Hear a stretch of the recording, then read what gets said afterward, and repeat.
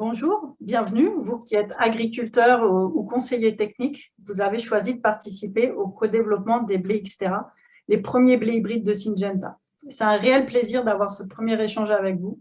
Je suis Marion Lepelé, en charge chez Syngenta du suivi au champ du réseau de co-développement, et je serai accompagnée dans cette présentation par Julie Sumac, en charge de l'animation digitale. Donc, ces 20 minutes ou 15 minutes vont me permettre de vous présenter le but de cette activité. Puis Julie vous parlera du kit du co-développeur et de la façon dont on va pouvoir échanger entre nous. Donc, nous pouvons répondre, comme cette version est enregistrée, nous pouvons répondre à toutes vos questions par email ou par téléphone. N'hésitez pas, vous verrez, il y a nos coordonnées. Donc, tout d'abord, pourquoi cette nouvelle activité? Car oui, c'est une nouvelle activité pour Syngenta. C'est la première campagne où on va réaliser ce réseau de développement ensemble. Donc, on souhaitait se présenter tout d'abord. Donc, chez Syngenta, nous sommes obtenteurs de variétés de blé. Donc, notre sélection de blé ligné en France a débuté à Orgerus par C.C. Benoît. Nous avons eu des variétés comme Moisson, Expert, Sillon, Triomphe. Et plus récemment, Adoration ou même Admiration. Et nous avons déménagé il y a 3 ans à Chartres pour pouvoir nous agrandir. Car en effet, nous avons en parallèle de cette sélection de lignées, nous nous sommes lancés dans la recherche des hybrides de céréales. De façon très simple, en fait, une lignée, c'est une graine obtenue par autofécondation. Donc, elle s'est pollinisée elle-même, donc elle est identique de génération en génération. Alors qu'un hybride, lui, il est issu d'un croisement naturel entre 2 variétés différentes, 2 plantes différentes. Donc, pour que ce croisement s'effectue, il faut que l'une des 2 variétés ne produise pas de pollen pour recevoir celui de l'autre. Donc, en maïs, pour qu'une variété ne produise pas de pollen, on le castre, les têtes. En blé hybride, chez Saturn, par exemple, on appliquait un agent chimique. Et chez Syngenta, en orge et comme maintenant en blé, nous, on a récupéré cette capacité à inactiver la production de pollen par le croisement avec une céréale sauvage. Donc, on s'assure que l'hybride comme ça va pouvoir se fabriquer au champ de façon performante. Ne vous inquiétez pas, votre hybride, lui, issu de ce croisement, il a bien retrouvé cette capacité à s'auto-féconder lui-même. C'est juste l'étape de production de semences qui fait notre particularité, notre avantage. Donc, c'est un système de production que nous utilisons depuis 15 ans sur les orges fourragères hybrides, comme les Ivido, donc comme Tech2, que vous pouvez potentiellement connaître. Et aujourd'hui, ça marque quand même une étape très importante pour Syngenta, car c'est la première fois après 10 ans de recherche sur le blé que nous allons pouvoir tester à grande échelle une variété de blé issue de ce mode de production. Un blé hybride issu de ce type de production. Donc, la question qu'on peut se poser finalement, c'est pourquoi nous nous sommes lancés dans la sélection d'hybrides, quel est l'intérêt qu'on y voit? Donc, nous, notre intérêt, notre raison d'être, c'est vraiment de répondre aux attentes des agriculteurs. Et l'hybride, pour nous, c'est la façon de cumuler dans une même plante des versions de gènes différentes provenant de chacun de ses parents. Donc, ce cumul de gènes confère à la plante une tolérance plus durable aux maladies, puisqu'elle a différentes versions de gènes, et aussi ce qu'on appelle l'effet hétérosis, c'est-à-dire que l'hybride, grâce à sa diversité, est supérieur à ses parents. Donc, supérieur pas seulement en rendement ou en stabilité de rendement, mais on attend aussi plus d'autres critères, hein, donc plus de biomasse racinaire, par exemple pour la tolérance au stress hydrique, ou alors plus de performance sur l'efficience azotée. Donc, ces caractéristiques d'intérêt, on les a validées sur nos variétés d'orge hybrides. Et maintenant, ce qu'on souhaite, c'est vraiment l'optimiser dans nos variétés de blé hybride qui arrivent. Et ce développement, en fait, on a choisi de le faire avec vous. C'est vraiment un souhait de notre part, et parce qu'en participant, vous aussi, vous avez choisi et vous avez contribué, en fait, vous allez contribuer à faire avancer la recherche en agriculture. Donc, ça montre vraiment votre esprit précurseur, votre esprit volontaire à la recherche du progrès. Et d'avance, un grand merci de contribuer aux variétés de demain et à l'innovation en agriculture. Vous savez que c'est important pour votre métier. Et vous pouvez dès maintenant être fiers d'avoir cet esprit précurseur. Donc, pour cette première campagne, 150 exploitations se sont inscrites. Et donc, on vous a choisi aussi pour ce penchant à l'innovation, mais aussi parce que vous êtes dans la zone de culture de cette première variété, donc qui est une variété tardive. Donc, voilà, d'où la situation géographique de ces exploitations. Donc, nous créons en fait ce réseau de co-développement aujourd'hui pour deux raisons. La première, c'est mesurer l'intérêt de cette innovation dans les conditions réelles agriculteurs. Qui dit mesurer va dire des tests, donc cette année près de 150 fermes, dit des protocoles et dit obtenir des résultats pour faire des synthèses. Et ces synthèses et ces résultats vous seront communiqués bien évidemment. Et voilà, ce sera des échanges qu'on aura entre nous. Notre deuxième motivation à créer ce réseau, c'est de mieux connaître les problématiques en général des agriculteurs et pour mieux y répondre demain. Donc, nous ne sommes vraiment pas dans l'idée de seulement évaluer la performance d'une variété, on veut vraiment des échanges, pas des données. D'où l'implication de vos conseillers habituels. Pour ces échanges aussi, d'où une équipe en charge de communiquer avec vous et d'où une application digitale qui va nous permettre aussi de communiquer les uns entre les autres. Voilà. Et donc, lorsque nous nous serons confrontés à votre avis, en fait, nous pourrons comprendre comment les blés hybrides vont pouvoir répondre à certains de vos besoins. Finalement, si je devais résumer l'esprit de ce réseau en quelques mots, je dirais que c'est une communauté dans un état d'esprit d'inventeurs et d'expérimentateurs qui échangent et donnent leur avis dans un but de co-développer les blés Xterra pour les adapter et en faire des solutions à leurs problématiques. Donc, je laisse maintenant la parole à Julie Simac. Merci beaucoup Marion. À mon tour, je vais vous présenter le kit du co-développeur et la façon dont on va le mettre en place et ce qu'on attend concrètement de vous. Ce qu'on attend concrètement de vous, c'est que vous testiez donc pour la première fois ce blé hybride expérimental de chez Syngenta qui est codé SY308. À savoir que c'est une variété qui n'est pas inscrite, donc il faudra au moment de la collecte le déclarer en tant que blé fourragé autre usage. En ce qui concerne ses caractéristiques, c'est un blé qui est tardif à 5,5 et qui est à réserver plutôt pour des terres profondes avec une bonne réserve utile.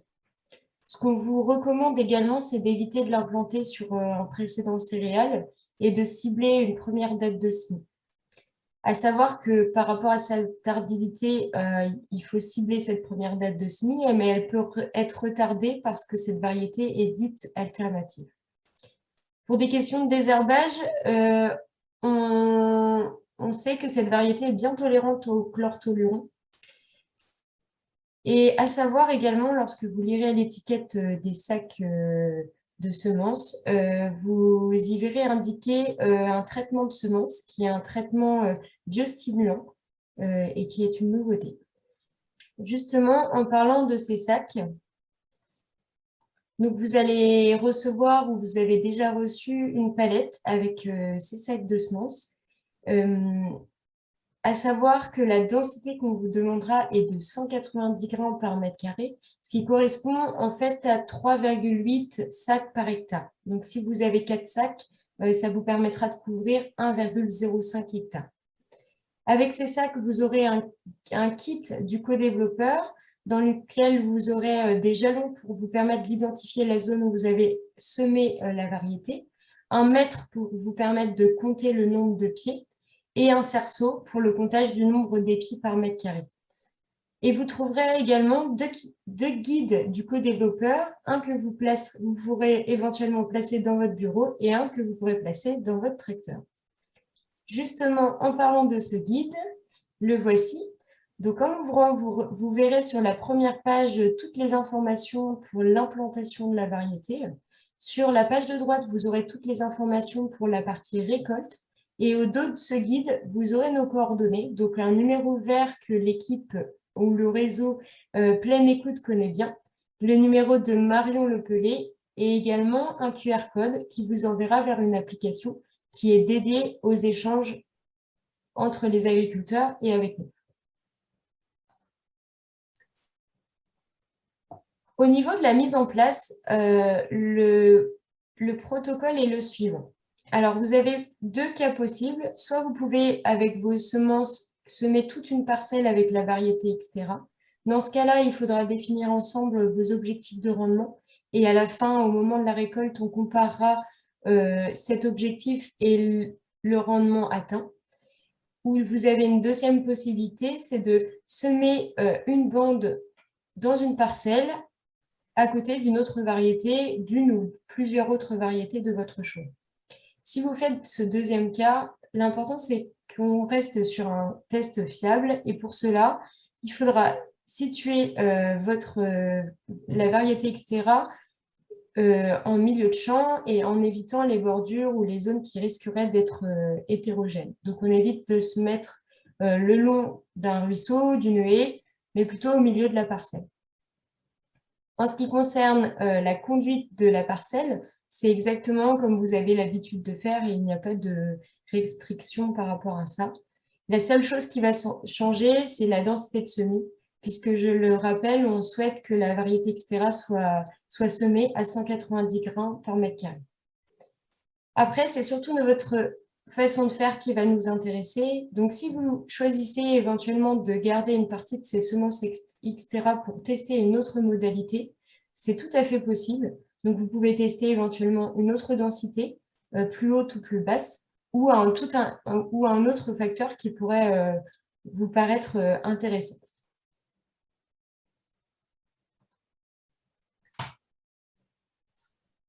Donc, à savoir que ce test, ce n'est pas uniquement pour collecter des données, c'est surtout pour avoir des échanges avec vous et mieux comprendre vos problématiques, recueillir également vos avis sur ces variétés, sur cette variété et nous permettre de tenir compte de vos problématiques pour les recherches futures.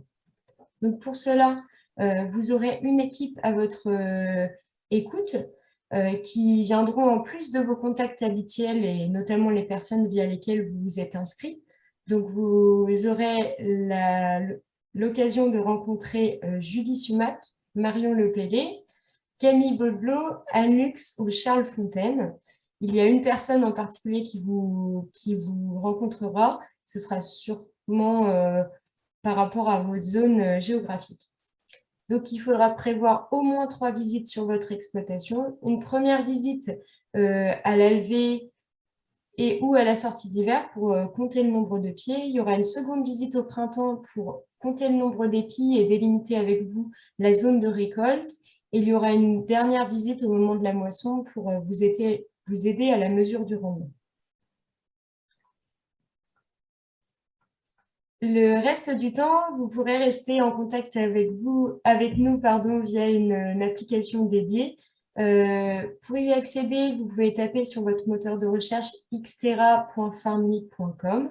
Sinon, vous avez le QR code au dos du guide du co-développeur. La première fois que vous vous rendrez sur le site, il faudra créer un nouveau compte. À la suite de la création, vous recevrez un email de validation et vous pourrez ainsi vous connecter à votre page. Ensuite, une fois sur la page, vous avez 2 rubriques importantes. La rubrique « Mes parcelles » où vous pourrez enregistrer les informations sur votre parcelle. Et vous aurez un onglet « Partage » où vous pourrez poster des messages, des photos qui pourront être visibles par tous. C'est un petit peu le même système qu'un réseau social classique, type Facebook. L'idée, c'est vraiment de partager les observations ou tout ce que vous souhaitez sur cet onglet partage. Par ce biais, on vous enverra également toutes les synthèses de nos observations sur le terrain. Plus tard, on va vous proposer des réunions comme celle-ci pour vous présenter un peu plus en détail cet outil, mais vous pouvez dès à présent vous connecter et vous créer votre compte.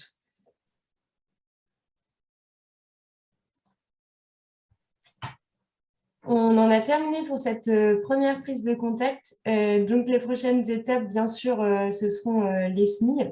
N'hésitez pas à vous connecter sur le site xterra.farmly.com pour créer votre parcelle et éventuellement nous partager la photo de votre semoir. Ensuite, on procédera à des visites donc, au courant de l'automne par une des personnes de l'équipe pour vous expliquer comment fonctionne notre outil digital, mais également pour procéder à des comptages. On vous invitera également à quelques petits Zooms comme celui-ci pour vous présenter notamment l'outil, l'application et vous faire un point sur la situation du réseau et les réponses aux enquêtes qu'on vous enverra. Merci à tous d'avoir visionné ce replay de notre première réunion d'échange et on vous dit à très bientôt. À très bientôt dans vos parcelles. Au revoir.